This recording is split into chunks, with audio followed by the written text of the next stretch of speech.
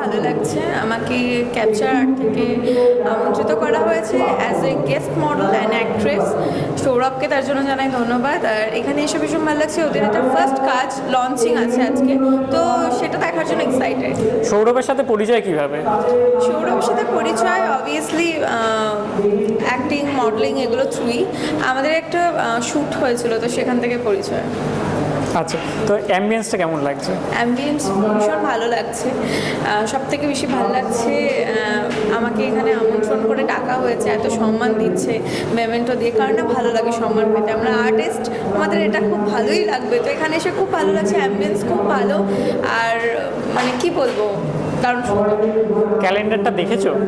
ক্যালেন্ডারটা just কিছুক্ষণ পরে launching হবে, সেটা দেখার জন্য ভীষণ এক্সাইটেড, কারণ আজকে তো ওটারই উদ্বোধন, ক্যালেন্ডার লঞ্চিং যেটাকে বলে।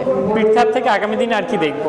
ওড়িশাতে কিছু কাজ চলছে, এবারে মুভি চলছে, ধামাকা আসতে চলেছে। আমি এবার ওড়িয়াতে মুভি করছি, তো সেটার মোটামুটি ফাইনাল কথাবার্তা হয়ে গেছে। বাংলাতে কিছু কাজ চলছে, রিসেন্টলি কিছু কাজ রিলিজ হলো, হাঙ্গামা.com রিসেন্টলি রিলিজ হলো, যেটা এখনও সাউথ সিটিতে চলছে, দর্শক গিয়ে দেখতে পারে।